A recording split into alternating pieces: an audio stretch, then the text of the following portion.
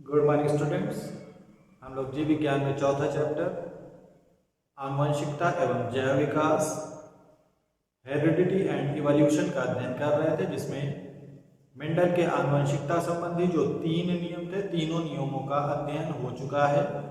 आज अगला टॉपिक है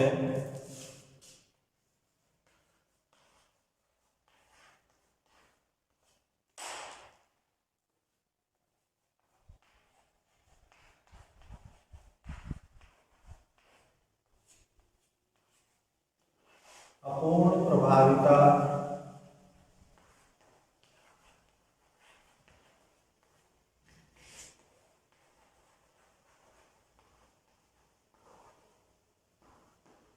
या जिसे इनकम्प्लीट डोमिनेंस कहा जाता है।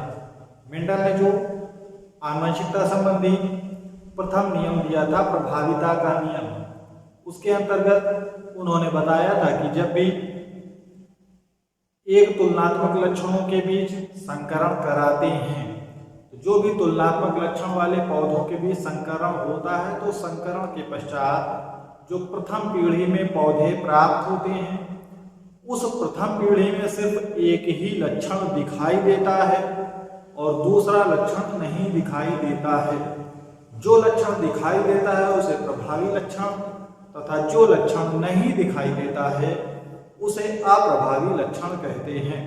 जैसे उन्होंने शुद्ध लंबे और शुद्ध बौने पौधों के मध्य संकरण कराया था, तो संकरण के पश्चात जो प्रथम पीढ़ी प्राप्त हुई थी, तो प्रथम पीढ़ी में संकर लंबे पौधे प्राप्त हुए थे। तो यहाँ से जो प्रथम पीढ़ी में संकर लंबे पौधे प्राप्त हुए, तो यहाँ इन्होंने यह निष्कर्ष निकाला था कि जो पौधों का लंबापन होता है वो उसका प्रभावी लक्षण होता है, जबकि पौधों का बौनापन अप्रभावी लक्षण होता है। तो इस आधार पर उन्होंने प्रभाविता का नियम दिया था। लेकिन अनेक जंतु एवं पौधे मेंडल के प्रभाविता के नियम का पालन नहीं करते हैं।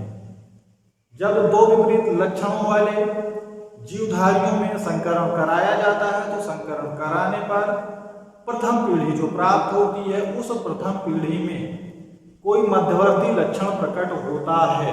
मध्यवर्ती लक्षण का मतलब होता है कि जो दोनों लक्षण वाले जीवधारी थे, उन दोनों में से कोई तीसरा लक्षण दिखाई दे, अर्थात दोनों लक्षण छिप जाते थे। इसका मतलब कि दोनों में से कोई भी लक्षण ना दिखाई दे, इसका मतलब कि यह प्रभाविता का नियम नहीं है। इसी को कहा जाता है अपूर्ण प्रभाविता का नियम। जैसे वैज्ञानिकों ने एक पौधा होता है गुलाबास, उस गुलाबास के पौधे के 2 रंग के पुष्प पौधे लिए, एक सफेद रंग वाला पौधा लिया और दूसरा लाल रंग वाला पौधा लिया। गुलाबास के लाल रंग के पुष्प वाले पौधे और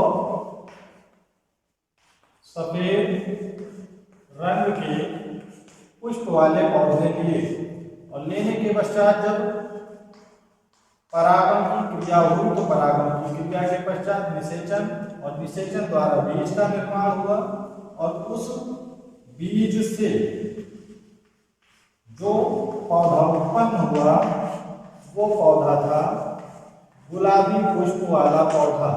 यानी मेंडल के प्रथम नियम के अनुसार लाल और सफेद पुष्प वाले पौधों के बीच जब संकरण कराया जाए, तो उसमें लाल सफेद में से कोई एक रंग वाला पुष्प मिले। लेकिन यहाँ पर जब लाल पुष्प और सफेद पुष्प वाले पौधों के बीच संकरण कराया, तो संकरण के पश्चात जो प्रथम पीढ़ी प्राप्त हुई, प्रथम पीढ़ी में गुलाबी पुष्प वाले पौधे प्राप्त हुए, और ये गुलाबी पुष्प वाले पौधे संकर पौधे हैं।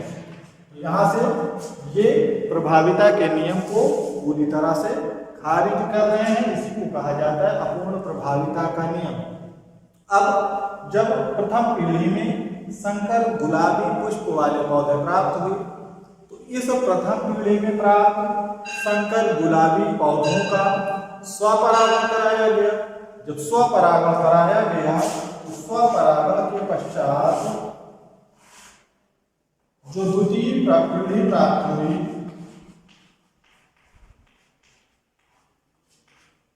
इस प्रथम पीढ़ी में जो संकर गुलाबी पुष्प वाले पौधे थे, इस संकर गुलाबी पुष्प वाले पौधों का जब स्वपरागण कराया तो स्वपरागण के पश्चात 3 प्रकार के पौधे प्राप्त हुए, जिसमें लाल,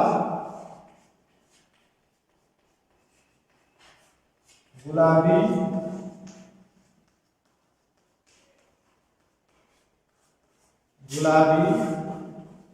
तथा सफेद।